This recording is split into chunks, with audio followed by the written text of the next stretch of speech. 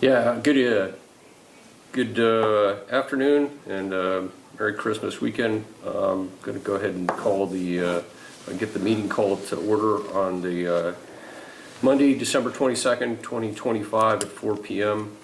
We are available via Zoom. That everyone should know that, and the announcement that went out. So can I get a motion to call the meeting to order? So moved. Second. Roll call. Because aye. Lukey, aye. Sheldon, aye. Approval of the agenda, conflict of interest. Pretty simple, straightforward agenda. Are there any conflicts of interest? No?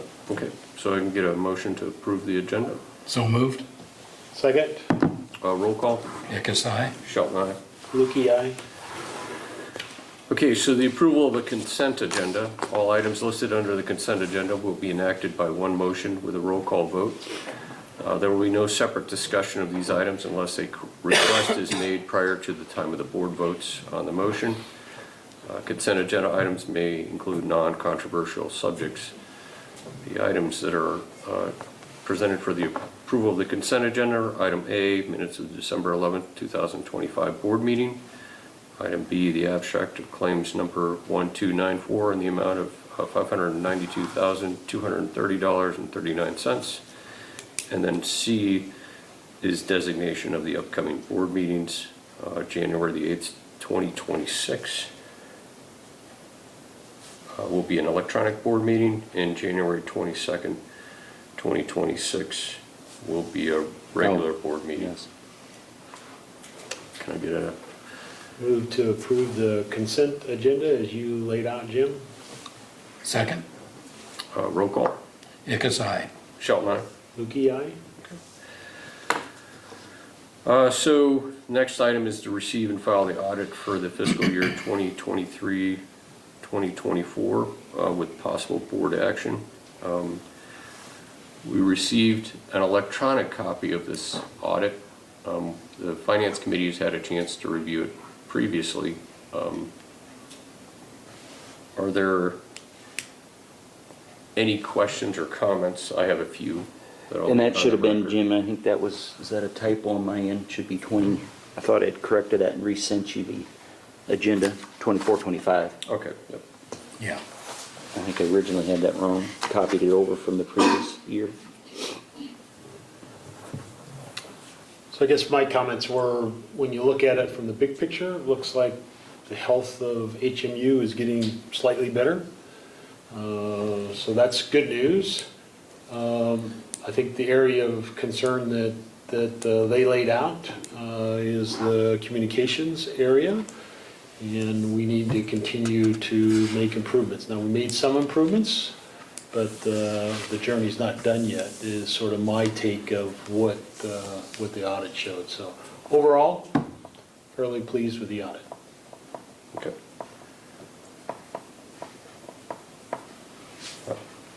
I'm in agreement. Okay.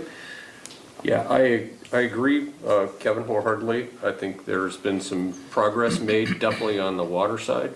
We've made some monumental investments that have paid huge dividends. I think we've made investments on the electric side that have come to fruition with a reduction of 3% in the rates.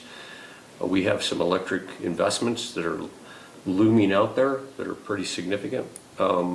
The gas, I think, by our regulating the spikes and making investments in individuals helping us regulate the spikes has been a huge positive.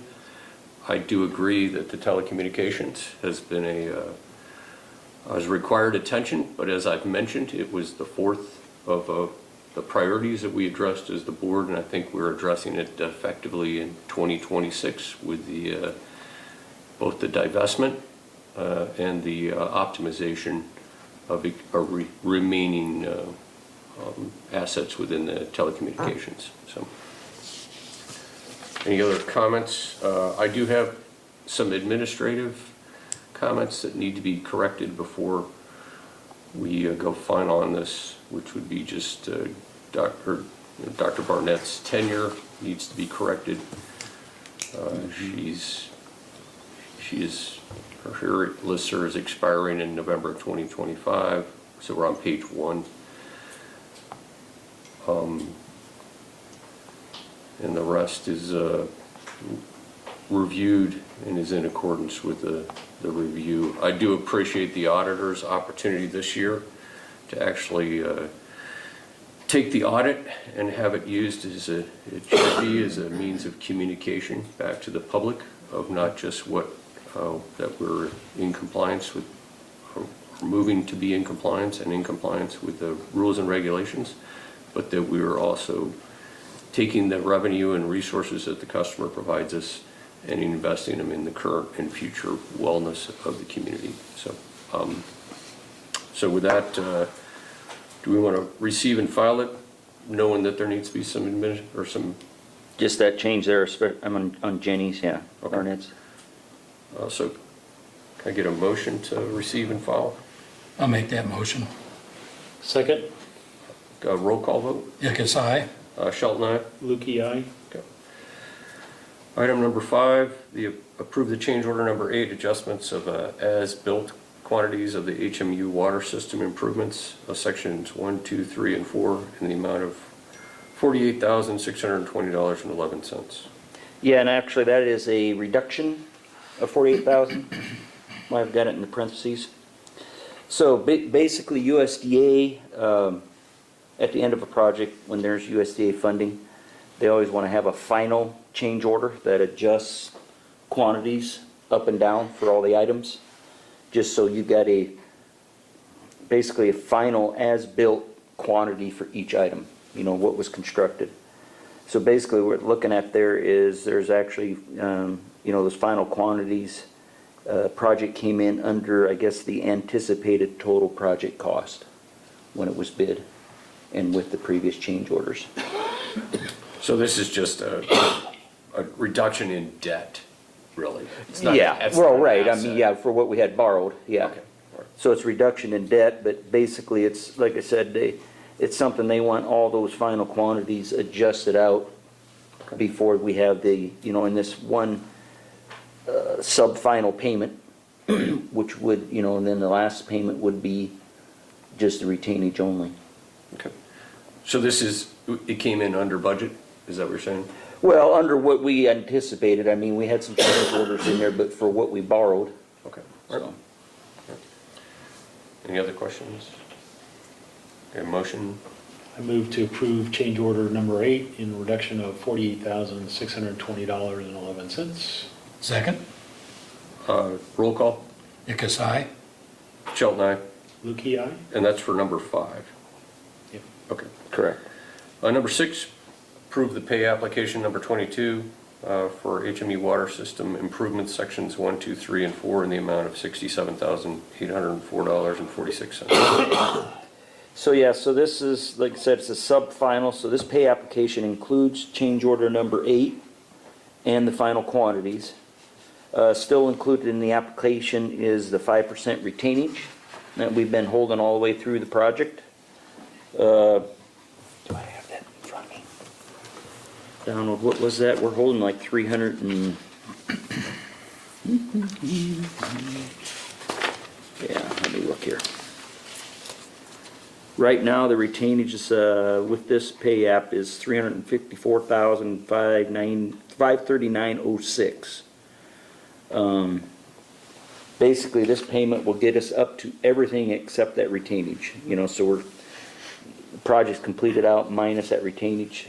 Next pay estimate, which should be our last one, that'll either come probably in the January meeting or February, just depending on when punch list items get done and we fully accept the project.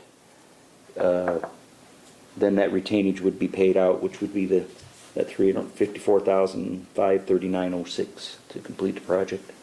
So does this reflect the wells?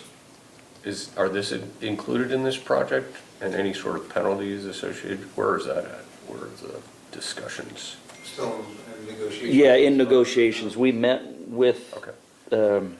That'll be addressed the last. yeah, that last pay period, there'll be Okay. something taken off that retainage, Yep, got it. All right. basically. Okay. A motion? I'll make a motion to approve pay application number 22, subfinal, for the HMU Water System Improvements, Sections 1, 2, 3, and 4, in the amount of $67,804.46. Second. Roll call. Hickus, aye. Shelton, aye. Lukey, aye. Number 7, approve estimate of rebuilding 11 pressure relief valves in the amount of $16,226. Okay, so these pressure relief valves are the PRV valves. Have been in service since about 1992 when the cyclone water tower went up. When the system was split into a high pressure zone, low pressure zone. They basically at this point, or up to this point, we were looking at bi-yearly maintenance on those. They're again, like anything else, probably are getting to the point where they're outliving their functionality since 1992, so we need to rebuild for reliability, and then I think we're planning on moving to a yearly maintenance just to prevent any more water breaks or anything, main breaks. We don't know specifically what caused the catastrophic. It was one of these? Yep. Yeah, that's what we're thinking. One of them opened up. We're gonna keep rebuilding them, and we're starting to replace them, a couple at a year, get the older ones taken out of the system first, so that we've got, we need those to work. Okay, so we're accelerating our maintenance with... Basically, Okay, yeah. Yep, got it. Get a motion for 7. So I move to approve the estimate for rebuilding 11 pressure relief valves in the amount of $16,226. Second. Roll call. Hickus, aye. Shelton, aye. Lukey, aye. Item 8, approve estimate of replacement of 2 pressure relief valves in the amount of $16,376. So basically, this is, like I said, these are farther gone, I guess, to where we don't feel comfortable, or we're told that they can't be necessarily rebuilt, so they're actually replacing the whole valve in that case. And kind of like what Donald's saying, there's the other 11 or whatever out there, we're going to rebuild those, but I suppose at some point, keep an eye on them, yearly maintenance. There may be a time where we're going to have to start pulling some of those out and completely Probably start replace them. replacing a couple of them every year, just be proactive then. Okay. It's a question we didn't ask, or I forgot to ask. Is this in the budget? Yes. Okay. All right. I'll make Sure. that motion. Just one second. Is there a time frame where you have to go in and do maintenance on by any regulations or not? No, there's not a time frame There's that we not have a- to do it. We used to do the biannual. Okay. So every 2 years they came. Okay. And they started degrading quicker. We've seen some issues. Okay. We had some issues. So we changed that to a yearly ordeal now. Yeah, And they had noted a couple of the PRV valves when they went rebuilding the last time, that it was going to be the last time that we were able to be able to, and have any confidence it was going Okay. to work as we needed. okay, thank you. Okay, I'll make that motion to approve the estimate for replacement of 2 pressure relief valves in the amount of $16,376. Second, Roll call. Hickus, aye. Shelton, aye. Lukey, aye. Item 9, approve a quote to replace 7 office PCs, personal computers, in the amount of $8,476.07. I guess this is part of, and I can let Brian Crable interject a little bit, but yeah, basically, we were trying to get into a yearly replacement rotation of office computers. What do we got, 26? 33. Oh, sorry. So in other words, we were trying to get to where we were having a yearly replacement or rotation, so that they are replaced at approximately 5-year intervals. In the 4 to 5 year interval. Yeah. Rather than getting a load at a time. Okay. All AI capable machines? Is there some that are older than others, Ann? Yes, these were replacing the older ones. Also, a couple of machines we have that still aren't capable of running Windows 11, since that was deprecated. Okay. So I move to approve the quote to replace 7 of the office PCs in the amount of $8,476.07. And I guess just to speak on that too, that, I mean, that's something we've been budgeting last couple Yep. budget cycles Yep. ahead for that. We're about 7 or 8 of them. I'll second. Roll call. Hickus, aye. Sheldon, aye. Lukey, aye? Then information only. Yeah, Eric Rose to serve a 3-year term on the IMU Gas Committee. This would be, I think, his second term now. I think so, because before that, I think Colburn was back in the meter shop, and he was the one that was on that.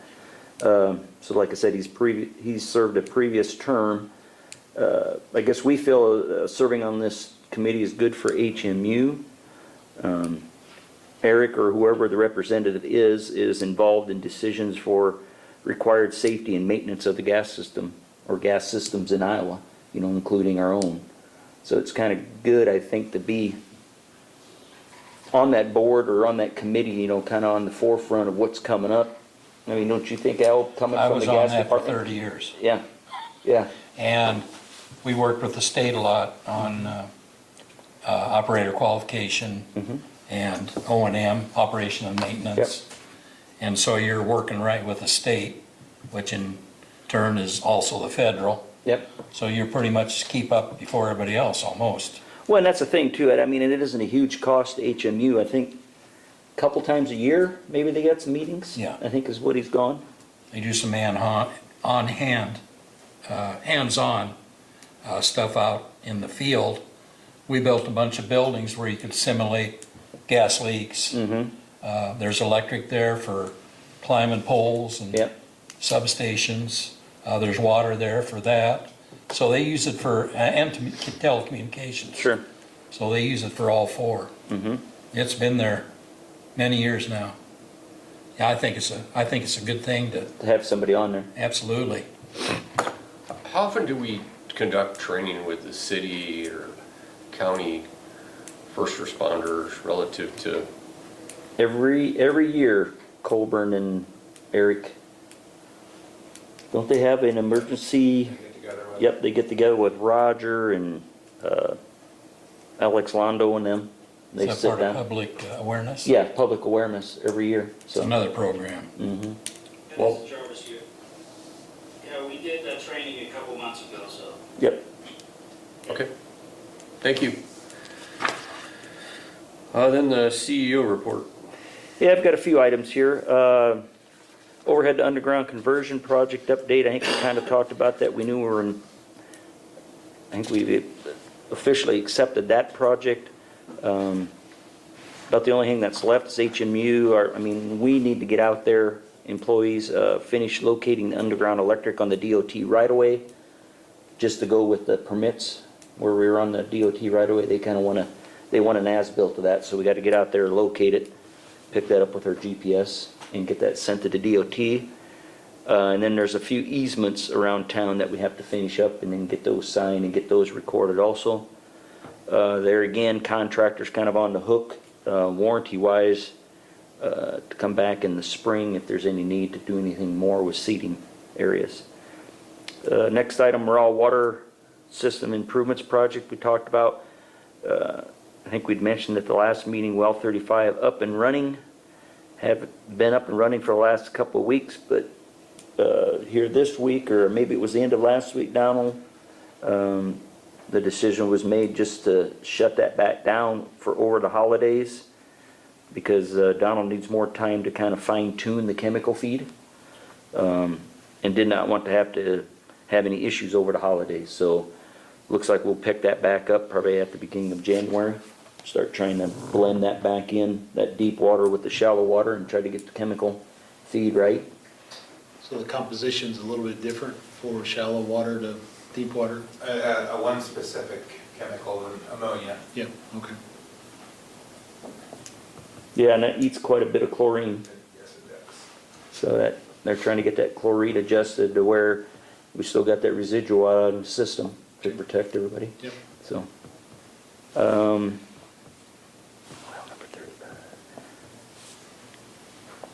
Oh, the well 35 test well that we're converting to production well 36. We have received the water tests for well 35. Just need to submit those to the DNR to see if they'll allow. I think we kind of found out that they probably would accept those for well 36 since the proximity, you know, it's close to well, the second hole that they had to drill for well 35. So I'll try to get them submitted this week or next week, as time allows there, and then get that. That way then come spring, we can hopefully get that kind of finished up, get the well mound built up around that, and get that even in production with the system. Still holding community days showcasing our new IPTV offering every Tuesday, starting at 4:30 in the afternoon. Customers are always welcome to stop by the office during office hours also if there's any questions or if they have any issues. I know numbers been kind of up and down. I know they're tailing off. I mean, a lot of people coming at first, but there's still a few we get each week. Less numbers, but still some people stopping by. Chris Krackemeyer in our water department has passed his grade 3 water treatment. And I think I mentioned Trevor last meeting, right? He had passed his grade 3 also. So next item, Paul Winger, our stores clerk, is retiring. I don't know if we had mentioned that. His last day is actually January 9th. And then we are having a gathering with the employees on January 8th at 3:30. Not required, but I guess if any of the board happens to be around, you could stop down too. We'll just have lemonade and ice cream and then maybe cupcakes, I think is what we typically have when somebody's retiring. And then on that same note, next item, Andy Harbor is replacing Paul as the new stores clerk. He accepted a position. His first day will be December 29th. So there's just a little bit of overlap. I know Paul's taken some time off here too at the end, but so they'll hopefully have a few days together to kind of, you know, look at kind of how he's, you know, where he's got stuff filed and so forth. And there'll be plenty of help around here with it for Andy too. Is he a new employee? Yep. Yeah, so he's starting the 29th of December. And I guess the last I have is just Merry Christmas and then Happy New Year to all the customers. Couple questions. Yep. But I'll wait. Do you have any? So I was out of town, you had your customer appreciation. Oh, yeah. Dinner, I guess? Yeah, numbers How'd that were go? about, I think Jenny was saying the numbers are almost exactly like they were last year. Okay. I think it went good. I mean, weather was pretty decent that day too, compared to Yep. some of the other years we had it, so. And I think we had on Facebook who won the drawings too, so. Good. We had a TV, two CO2, or carbon monoxide detectors, and then a fire stick. Yep, was our drawings, so, Good. Great. yeah, I went don't good. have anything else. Nothing. Okay, couple questions. So one, when are we announcing, so we have all this hard-earned water capacity. When are we letting the state economic development folks know that we have this capacity? When are we letting when are we, you know, does the city, have they been officially notified? What are we doing this is all being done to foster economic development, and it doesn't do any good if we're not letting folks know. So that would be when are we doing that question? Probably once we get things fine-tuned. Okay, Yeah. yep, I mean, When chemical process with water, small changes Yep. are made, very small, can't make drastic ones, and we need to work into it, make sure everything is still safe, the water's like it's supposed to be. Yep. And once we get that point dialed in, I think that's the point in time to let them all know. okay, yeah, I think that's a decision point that Mhm. we need to make sure the city, the county, everybody knows, so, okay. The next one is, the water department or water committee is gonna talk to us about, expansion, or when is that taking place? just still framework being worked on. Okay, all right. That's it, that's all I have for, Okay. okay, all right. Any questions, comments, observations? Robert's here. Can you hear me? Yep, got you loud and clear. All right. Yeah, just a quick question for you, Jim. You mentioned about investments in different departments. I just want to check and see, are you using U.S. Treasury Security or federal agency security, states or municipal bonds, or is just the CDs and money market? So we're both.